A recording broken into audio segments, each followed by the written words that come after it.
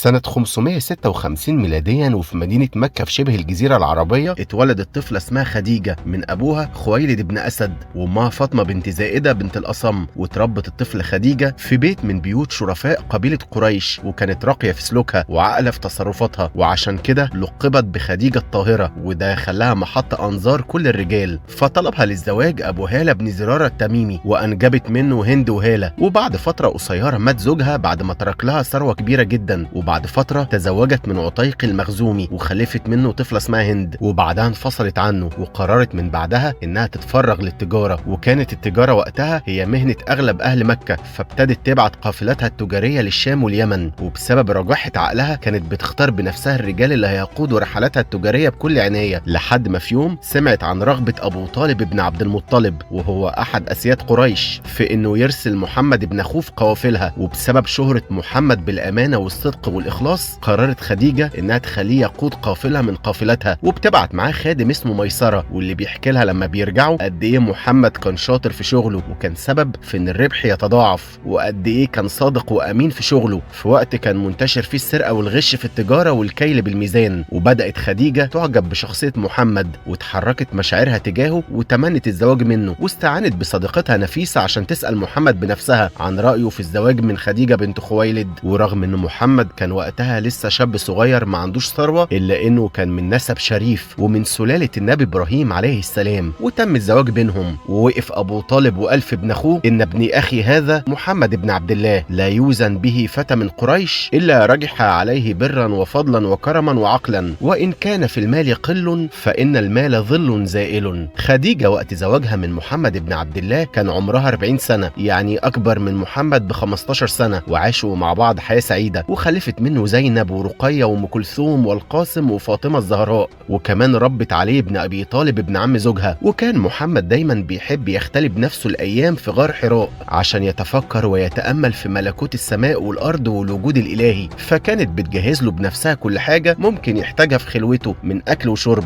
وفي يوم بيجي محمد جري على زوجته وهو مرعوب وبيقول: زملوني زملوني، وكان قصده انهم يغطوه لانه كان جسمه بيرتعد من شدة الخوف. وبيحكي لها ان في ملاك نزل عليه من السماء وامره بالقراءة، وبلغوا انه اصبح محمد نبي الله عليه الصلاة والسلام. وبمجرد ما بتسمع خديجة اللي جوزها قاله بتقوله على طول: إني لأرجو أن تكون نبي هذه الأمة. وبتاخده لابن عمها ورقة بن نوفل، واللي كان واحد من الموحدين بالله والمؤمنين بسيدنا إبراهيم وعلى علم واسع بالتوراة والإنجيل. وساعتها بشروا ورقة بن نوفل إن محمد عليه الصلاة والسلام هيكون نبي هذه الأمة.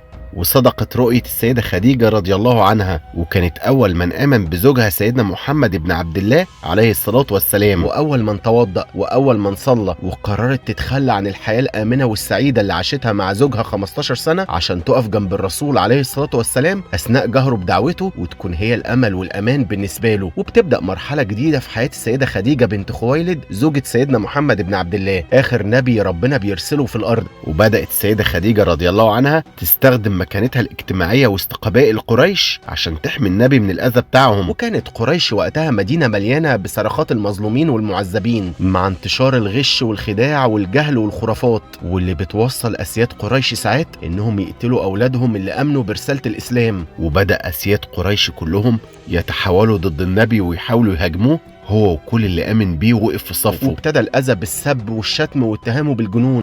ولكن زوجته السيدة خديجة رضي الله عنها كانت سبب أساسي في ثباته وقوته، فكانت بتخفف عنه وتهون عليه في كل مرة بيسمع فيها كلام يضايقه. وكان بنات النبي من خديجة رقية وأم كلثوم هما الاتنين متجوزين من عتبة وعتيبة أولاد عبد العزة بن عبد المطلب اللي هو أبو لهب. فقرر المشركين إنهم يطلبوا من عتبة وعتيبة إنهم يطلقوهم، وطلقوهم فعلا. وحزنت خديجة وقتها حزن شديد، لكنها استحملت وصبرت عشان زوجها وعشان دينها اللي زوجها مأمور إنه ينشر رسالته. وبعد حوالي 7 سنين من بعثة النبي عليه الصلاة والسلام اجتمع سادة قريش مع بعض كده بعد فشل كل محاولاتهم للقضاء على الرسول والتخلص منه، وكانوا شايفين ان سبب مهم من اسباب الفشل ده ان بني هاشم وبني المطلب بيحموه. فقرروا انهم يعملوا حصار اقتصادي واجتماعي عليهم، وكتبوا وثيقة علقوها في الكعبة بتنص ان لا زواج منهم ولا شراء ولا بيع ولا كلام او حديث ولا اي حاجة خالص، ولو عايزيننا نلغي الوثيقة دي بقى يسلموا لنا محمد عشان نقتله. ووقتها قررت السيدة خديجة انها تترك قبيلتها بني اسد وتنضم لزوجها في الحصار عشان تعاني معاه من الجوع والضعف لمدة 3 سنين. وبلغت قسوة الحصار ده ان كان في اطفال ونساء بيصرخوا من الجوع لدرجة ان في منهم اللي اضطر ياكل اوراق الشجر، ولكن السيدة خديجة قررت انها تفضل مع زوجها وما تتخلاش عنه، واستحملت الجوع والألم وكمان فراق رقية بنتها لما هاجرت مع جوزها عثمان بن عفان للحبشة، وكمان موت اولادها القاسم وعبد الله. وفي شهر رمضان سنة 619 ميلاديا وقبل هجرة النبي ليثرب ب3 سنين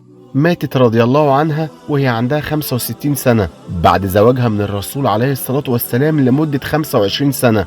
وساعتها حزن الرسول حزن شديد بسبب وفاة زوجته وحبيبته واللي كانت أكبر داعم ليه وأول من آمن بيه، وقال عنها: آمنت بي إذ كفر بي الناس، وصدقتني وكذبني الناس، وواستني في مالها إذ حرمني الناس. وبعدها ب3 أيام اتوفى أبو طالب عم الرسول اللي كان بيدافع عنه دايما وبيحميه، عشان كده اتسمت السنة دي بعام الحزن. وكانت السيدة خديجة مثال للزوجة الصالحة الوفية واللي دعمت زوجها ودعوته الإلهية بكل حب وإخلاص وبكل ما تملك من مال وثروة، إيمانا منها إن هيجي يوم وهتنتشر الرسالة دي في كل بقاع الأرض. ورغم إن إيمانها ده اتحقق فعلا إلا إنها توفت للأسف قبل ما تسمع صوت بلال بن رباح وهو بيأذن للصلاة وبيردد الله أكبر وبيشهد بأن محمد هو رسول الله. الفيديو ده كتبته مريم إبراهيم وسجله محمد طاهر، ده اللي هو أنا يعني، وعمل الجرافيكس والموشن بتاعته هشام شتا. وما تنسوش تعملوا فولو عشان تتابعوا الفيديوهات الجديدة والقديمة. سلام.